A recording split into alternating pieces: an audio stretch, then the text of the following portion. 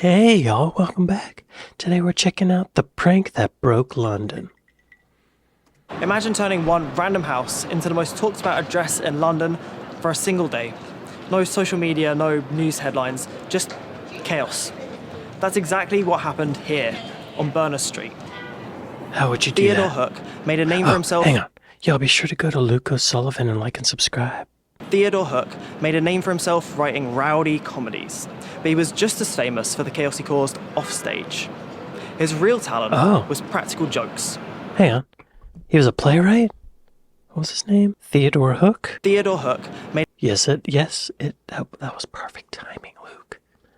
Theodore Hook. Show me on the internet. English writer, intellectual, prankster, and briefly a civil servant in Mauritania.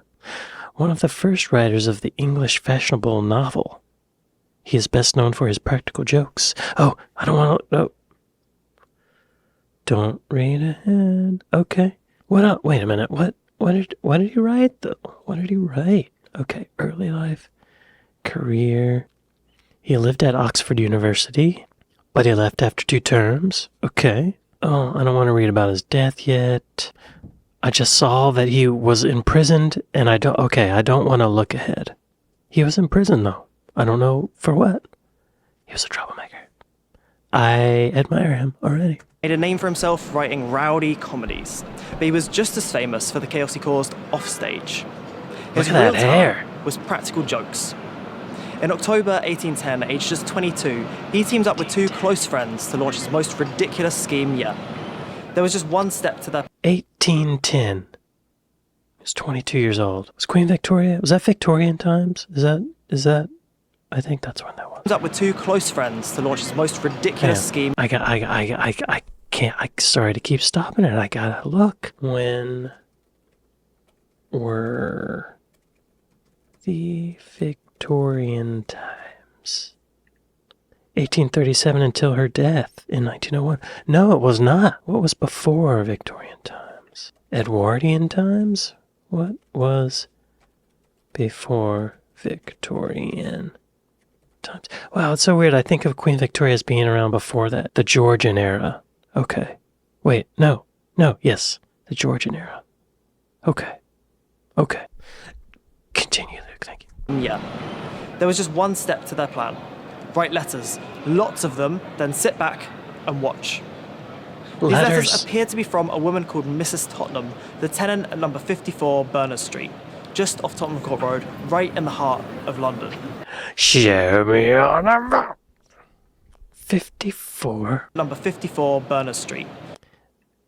Berner Street. Oh, Berner with an E. 2 E's. Ah, okay. Very close to the British Museum. Okay. That is where he is now, I guess. I guess it was where this hotel is now. I guess. Interesting. Okay. Continue. Just off Tottenham Court Road, right in the heart of London. Some said she wanted to discuss the sale of an estate, while others were told she needed transport, requesting 4 horses and a carriage to bring her to Bath. Okay, so Theodore, was that his name again? I forgot his name already. Hook, right? Theodore Hook, this 22-year-old writer. He and his buddy wrote a bunch of letters pretending to be this woman. One of them was requesting 4 horses and a carriage to bring her to Bath. And what was the other one? They wanted to discuss the sale of an estate. That's serious. Like, ordering a bunch of pizzas is one thing, but you're calling in real estate agents and bankers? You're playing with fire, Theodore. She needed transport, requesting 4 horses and a carriage to bring her to Bath. Businessmen were told she needed urgent help with a serious financial matter. Businessmen? Okay. And dance teachers were invited to start lessons with her daughter. But they didn't stop with tradesmen. Some were sent off to big names, including the heads of the Bank of England and the East India Company. Theodore, no wonder he went to prison, right? Theodore, what are you thinking? Heads of the Bank of England? The East India Company? Claiming urgent frauds needed their attention. The Duke of Gloucester... So he's fraudulently claiming frauds. That'll get you in... That's... I think that might be illegal, right? Especially back then, probably? The Duke of what? To the East India Company, claiming urgent frauds needed their attention. The Duke of Gloucester got one, summoning him to what he thought was the deathbed of a loyal servant. The details changed in every letter, but they all contained the same instruction. Turn up at Mrs. Tottenham's house at 54 Berner Street on the 27th of November. Oh, It's speculated gosh. that up to 4,000 letters were sent. A few days before, with the stage set, Theodore That must have taken ages to set up. To write 4,000 letters? They didn't have ChatGPT. They couldn't copy and paste. Maybe they could. Maybe they had, no, they couldn't. They were all the letters were different. 4,000 letters. Theodore. speculated that up to 4,000 letters were sent. A few days before, with the stage set, Theodore went for a walk with a friend. In what seemed like a spontaneous moment, they were walking down Berner Street when he pointed to number 54 and bet that he could make it the most talked about address in London for a day. Okay, so that's a few days before. He took a friend out. I'm like, hey, you see that place? I could make it the blah, blah, blah, blah, blah. His friend took him up on the bet, and the wager was set for £1 worth around £440 today.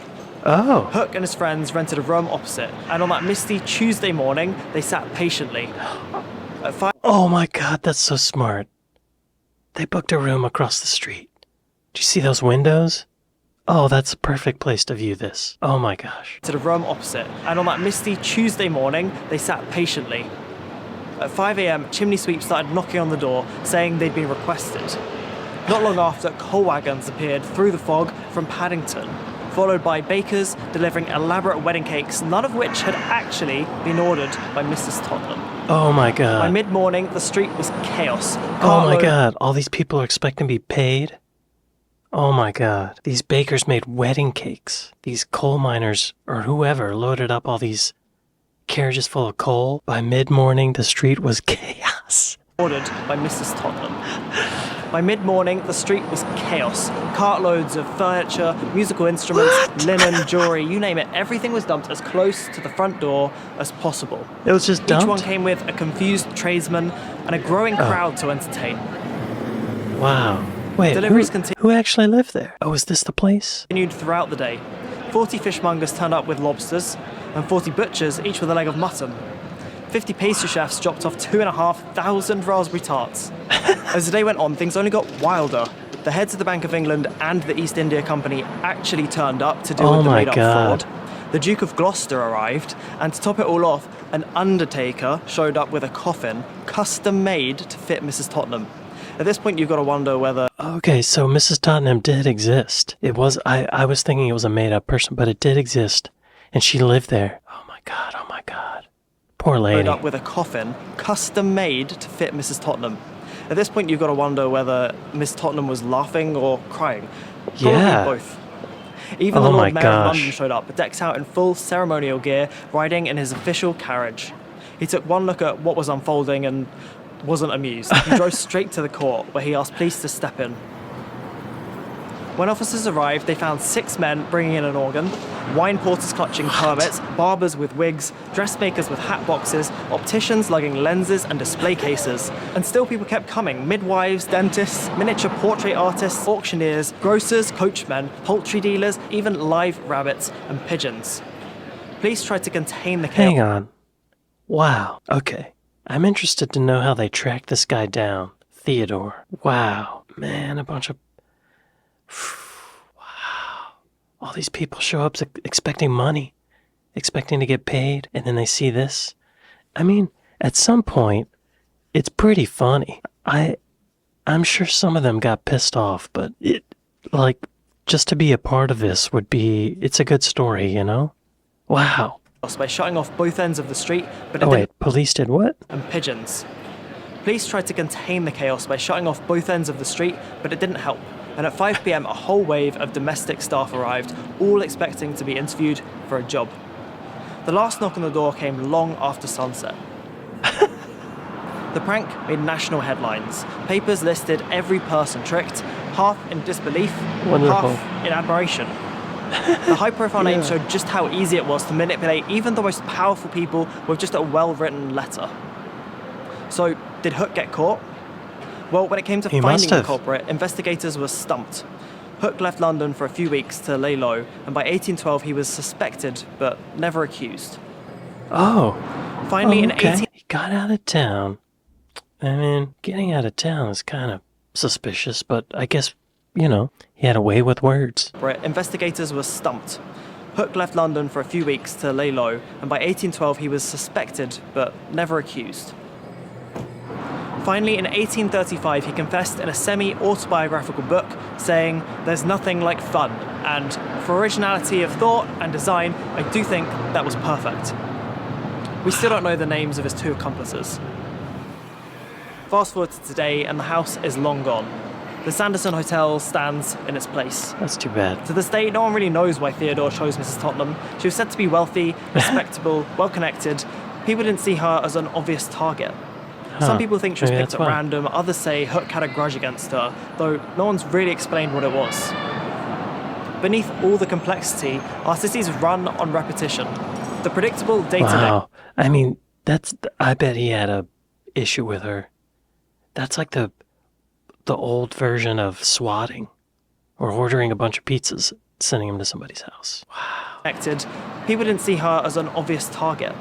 Some people think she was picked at random, others say Hook had a grudge against her, though no one's really explained what it was.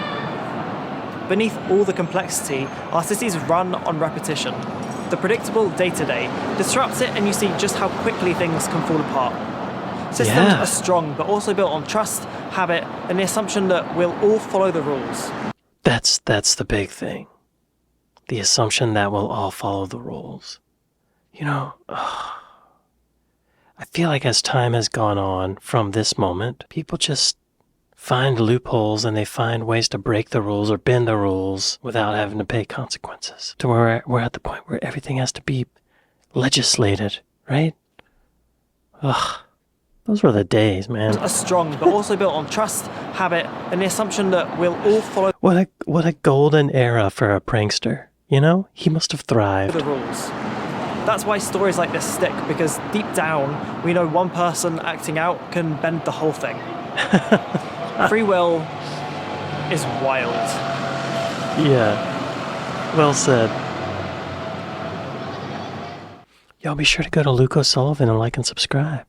Let's read the rest of that Theodore Hook Wikipedia. He spent a year at Harrow School, University of Oxford. He scored a dramatic success with The Soldier's Return, a comic opera, and had followed up with a series of popular ventures with John Liston and Charles Matthews, including Tekeli? Hook then became a playboy and practical joker, best known for the Berner Street hoax in 1810. Another notable prank of Hook's was played on the actor Robert Coates a few years later. While performing at the Theatre Royal Haymarket, Hooks forged and hand-delivered an invitation from the Prince Regent to a party at Carlton House. Coates was initially invited in, but on examination of the ticket he was politely informed that a mistake had occurred and turned away. Having sent off his carriage, he was obliged to wait at the hackney carriage stand.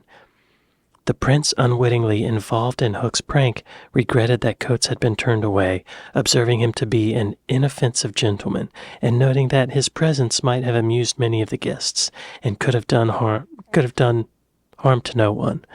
The prince invited Coates to the home the next day, which he accepted. It was observed that, to do him justice, Hook, in retelling the story of his prank, never told the story without some signs of compunction. I just need to look up the word compunction. Does that mean like regret? A feeling of guilt. Okay, yeah. Oh, he was appointed by Prince Regent to be Accountant General and Treasurer of Mauritius with a salary of £2,000 a year. Wow. $194,000 in today's terms. £142,000 a year. He started his term in October 1813. In 1817, it was discovered that a sum of about £12,000, £1 million today, or $1.4 million, had been extracted by a deputy official. Hook was put on trial and ultimately found guilty of negligence and held responsible for the missing account. Oh, so he didn't do it. He just didn't see someone do it. In 1820, to repay the debt, he launched a newspaper, John Bull, which championed Toryism. Though it had strong circulation, he failed to repay what he owed and was confined to a sponging house. While in prison, he wrote the 9 volumes of stories afterwards collected under the title of Sayings and Doings. Okay. What's a sponging house? A place of temporary confinement for debtors. Okay. It's like a debtor's prison, I guess. In the last 23 years of his life, he wrote novels, essays, and plays. The world's oldest postcard was sent to Hook in 1840, bearing a penny black stamp. Hook probably created and posted the card to himself as a practical joke on the postal service, since the image is a caricature of workers in the post office. In 2002, the postcard sold for a record £31,000. Wow. He died in Fulham at his house. His estate was seized by the Treasury. He never married, but lived with Mary Ann Doty. They had 6 children. Wow. He is remembered as one of the most brilliant figures of Georgian times. He inspired the characters of Lucian Gay in Benjamin Disraeli's novel Coningsby, and Mr. Wagg in Thackeray's Vanity Fair. His style was parodied by Smith Brothers in Rejected Addresses. Samuel Taylor Coleridge praised him as being a true genius as Dante. Wow. He wrote a good number of novels. Wow. Look at his hair. Well done, sir. Well done, Theodore. Wow. Y'all, I raise my glass to that man. Well done, sir. You make life interesting. Or you did, but now you're dead. Anyway, y'all, thanks. Be sure to go to Luke O'Sullivan and like and subscribe. I'd like to thank my patrons. I'd like to thank my Buy Me a Coffee folks. Thank y'all for watching this with me. And I'll see you next time. Yeah.